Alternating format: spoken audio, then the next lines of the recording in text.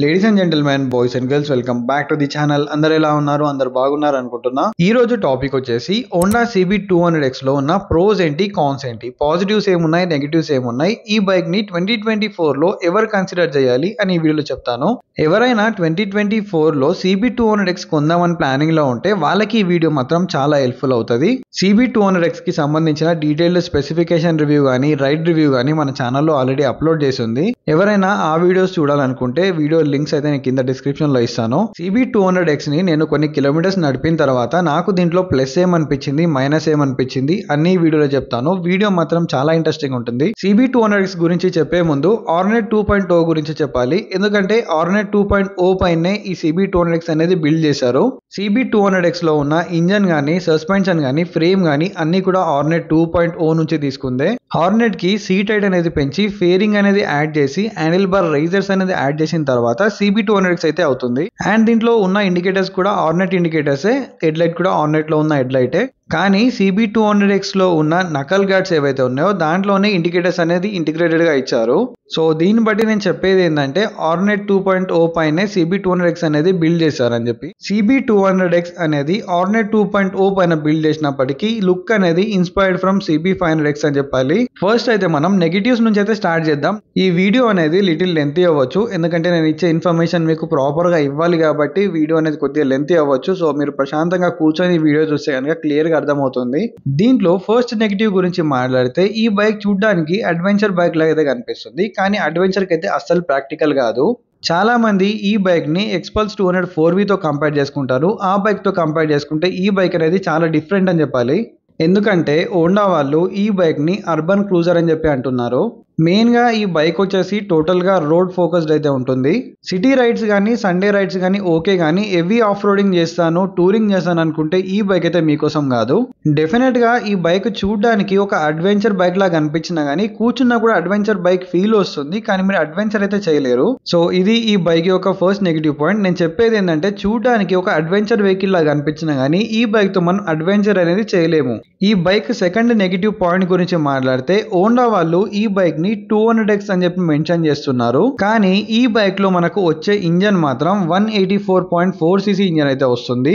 ఏదైతే మనకు ఆర్నెట్ లో వస్తుందో సేమ్ ఇంజన్ కూడా దీంట్లో అయితే ఉంది. ఈ బైక్ కి ఎగ్జాక్ట్ కాంపిటీషన్ అయిన ఎక్స్పల్స్ 200 4V తో కంపేర్ చేసుకుంటే దాంట్లో 4 వాల్వ్ ఇంజన్ వస్తుంది, ఆయిల్ కూలింగ్ సిస్టమ్ తో వస్తుంది, 200cc ఇంజన్ అయితే ఉంది. బైక్ పైన 200X అని చెప్పి మెన్షన్ చేసే బదులు 200cc ఇంజన్ ఇచ్చుంటే ఇంకొద్దిగా బెటర్ గా ఉండేది. అండ్ ఈ బైక్ లో మనకి 2 వాల్వ్ ఇంజన్ తో వస్తుంది, ఎయిర్ కూల్డ్ ఇంజన్ ఉంది, ఆయిల్ కూలింగ్ ఇంజన్ అయితే లేదు. ఎయిర్ కూల్డ్ ఇంజన్ అనేది లాంగ్ రైడ్స్ కి అంత సూటబుల్ అయితే కాదు. సండే రైడ్స్ కి అయితే ఓకే, కానీ లాంగ్ రైడ్స్ కి అయితే అస్సలు సూటబుల్ కాదు. ఈ బైక్ లో 2 వాల్వ్ ఇంజన్ ఉంది కాబట్టి లాంగ్ రైడ్స్ కి వెళ్తే మనం హై స్పీడ్స్ అనేది అచీవ్ చేయలేం. లైక్ 70-80 లోనే క్రూజ్ చేయాలి, అంతకుమించి వెళ్ళలేం మనం. ఇది ఈ బైక్ లో అనిపించిన నాకు సెకండ్ నెగిటివ్ పాయింట్. అయితే ఈ బైక్ లో థర్డ్ నెగిటివ్ పాయింట్ వచ్చేసి దీంట్లో ఉన్న గ్రౌండ్ క్లియరెన్స్ అని చెప్పాలి. 167 mm ఆఫ్ గ్రౌండ్ క్లియరెన్స్ అయితే ఉంది. ఎక్స్పల్స్ 200 తో కంపేర్ చేసుకుంటే గ్రౌండ్ క్లియరెన్స్ అనేది చాలా తక్కువ ఉంది. ఎక్స్పల్స్ లో మనకి 220 mm ఆఫ్ గ్రౌండ్ క్లియరెన్స్ అయితే ఉంది. ఈ బైక్ లో ఉన్న సెంటర్ స్టాండ్ పొజిషన్ అనేది అంత ప్రాపర్ గా అయితే లేదు, చాలా కిందికి అనేది ఇచ్చారు. ఎక్కడైనా హెవీ స్పీడ్ బ్రేకర్స్ గానీ లిటిల్ ఆఫ్ రోడింగ్ చేసినప్పుడు కూడా కింద తగిలే ఛాన్స్ అయితే చాలా ఎక్కువ ఉన్నాయి. సిటీలో పిలియన్ తో పాటు డ్రైవ్ చేస్తున్నప్పుడు హెవీ స్పీడ్ బ్రేకర్స్ వస్తే డెఫినెట్ గా కింద తాకుతుంది. ఇది ఒకటి నోటీస్ అయితే చేయాలి మీరు.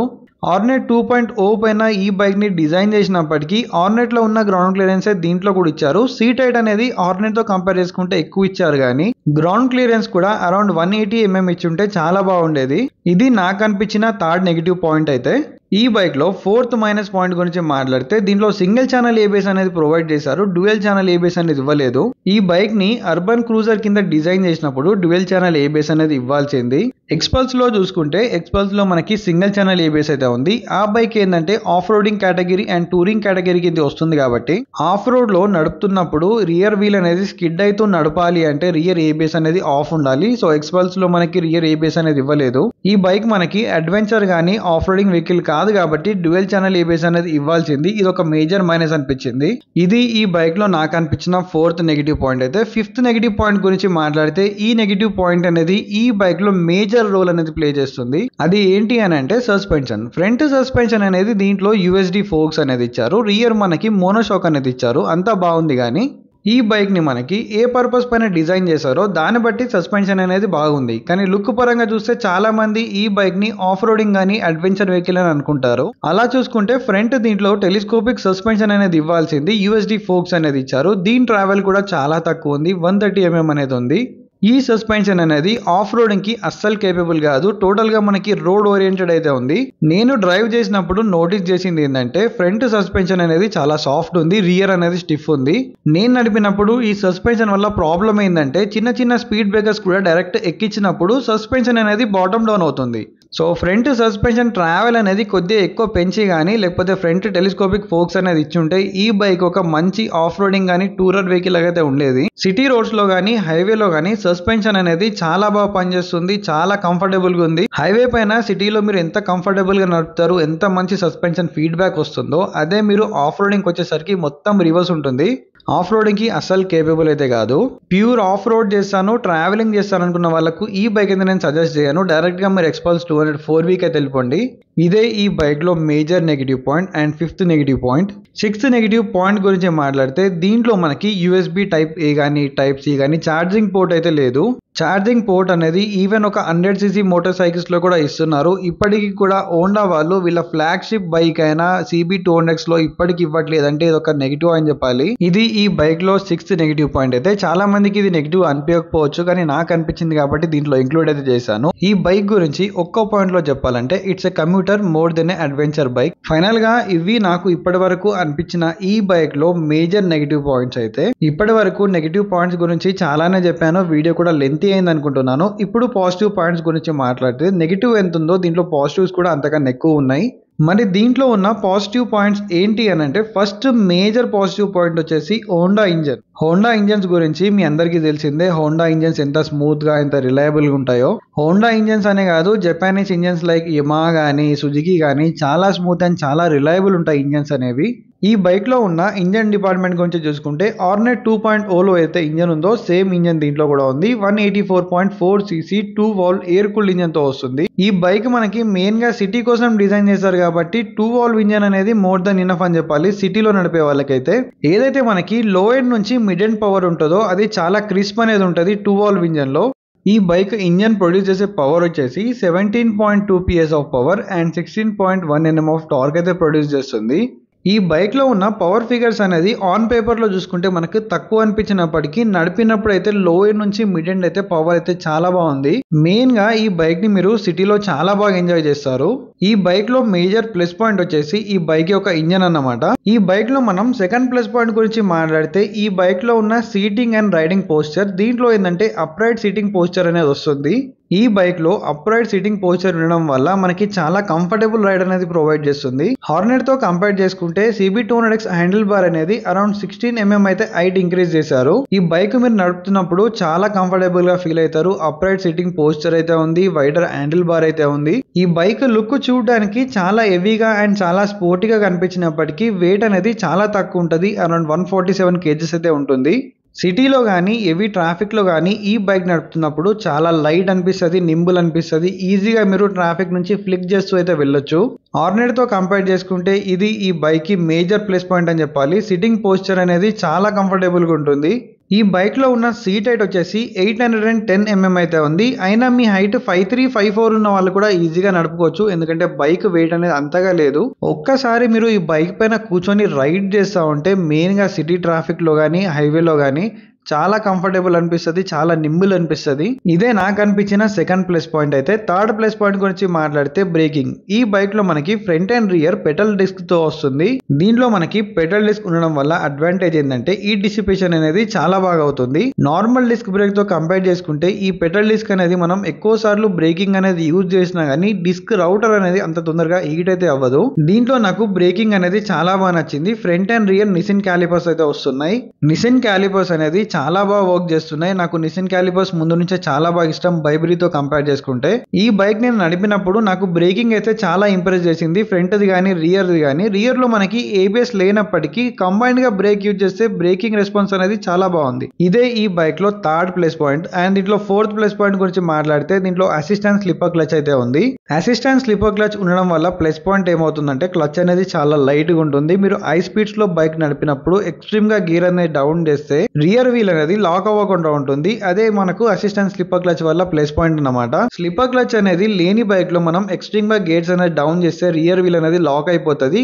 అదే మనం ఈ బైక్ లో చూసుకుంటే ఆ ప్రాబ్లం అయితే అస్సలు ఉండదు. ఇది నాకు ఈ బైక్ లో అనిపించిన 4th ప్లస్ పాయింట్. అయితే 5th ప్లస్ పాయింట్ గురించి మాట్లాడితే లో మెయింటెనెన్స్. హోండా సర్వీస్ గానీ హోండా మెయింటెనెన్స్ గురించి గానీ మీ అందరికీ తెలుసు, స్పేర్ పార్ట్స్ కూడా చాలా తక్కువలో వస్తాయి. చెప్పాలంటే హోండా అన్ని వెహికల్స్ కూడా లో మెయింటెనెన్స్ వెహికల్స్ అని చెప్పాలి. నాకు తెలిసినంత వరకు ఈ బైక్ యొక్క 3 సర్వీసెస్ వరకు అయితే 700 to 800 అయితే కాస్ట్ అవ్వచ్చు.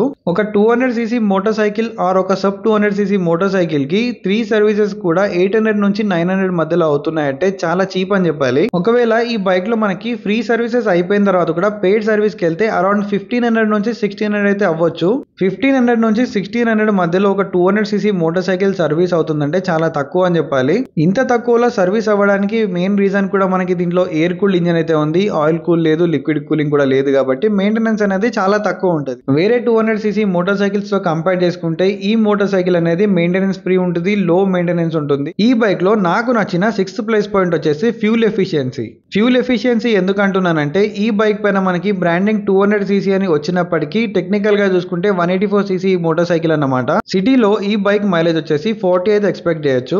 అదే మీరు హైవేలో 70 to 80 స్పీడ్ లో క్రూజ్ చేస్తా ఉంటే 45+50 కూడా వచ్చే ఛాన్స్ అయితే ఉంది. మైలేజ్ పరంగా చూసుకున్నా కానీ 40+ వస్తుంది కాబట్టి ఇది ఒక మేజర్ ప్లస్ పాయింట్ అని చెప్పాలి. దీంట్లో నాకు అనిపించిన 7th పాజిటివ్ పాయింట్ ఏంటంటే నకల్ గార్డ్స్ లోనే ఇంటిగ్రేటెడ్ గా ఇండికేటర్స్ అనేది ఇచ్చారు. నకల్ గార్డ్స్ లో ఇంటిగ్రేటెడ్ గా ఇండికేటర్స్ ఇచ్చారు కదా, దీని లుక్ అనేది చాలా బాగా నచ్చింది నాకైతే పర్సనల్ గా. నకల్ గార్డ్స్ వల్ల మన హ్యాండ్స్ కి కూడా సేఫ్టీ ఉంటుంది అండ్ ఇండికేటర్స్ లా కూడా వర్క్ చేస్తుంది కాబట్టి ఇది ఒక ప్లస్ పాయింట్ అనిపించింది అండ్ ఇంక్లూడ్ చేశాను. ఇంటిగ్రేటెడ్ గా నకల్ గార్డ్స్ లోనే ఇండికేటర్స్ ఇచ్చారు అండ్ ఇంకోటి హజార్డ్ స్విచ్ అయితే ఇచ్చారు.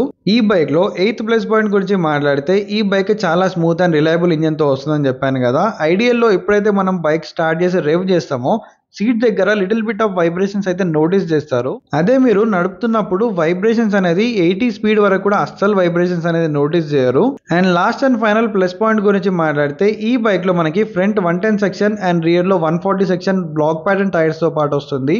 బ్లాక్ ప్యాటర్న్ టైర్స్ అంటే ఏం లేదు, డ్యూయల్ ప్యాటర్న్ టైర్స్ తో పాటు వస్తుంది. అంటే ఆఫ్ రోడ్ లో గానీ ఆన్ రోడ్ లో గానీ ఈజీగా యూజ్ చేసుకోవచ్చు. కానీ ఈ బైక్ ఆఫ్ రోడ్ కోసం కాదు కాబట్టి లిటిల్ బిట్ మనం లూజ్ గ్రావెల్స్ నుంచి వెళ్ళినా గానీ మంచి గ్రిప్ అనేది ప్రొవైడ్ చేస్తుంది. ఈ సెగ్మెంట్ లో మీరు చాలా వెహికల్స్ లో చూసుంటారు 120, 130 సెక్షన్ ఇస్తారు. దీంట్లో 140 సెక్షన్ రియర్ టైర్ ఇచ్చారు, ఫ్రంట్ 110 సెక్షన్ టైర్ అయితే ఇచ్చారు.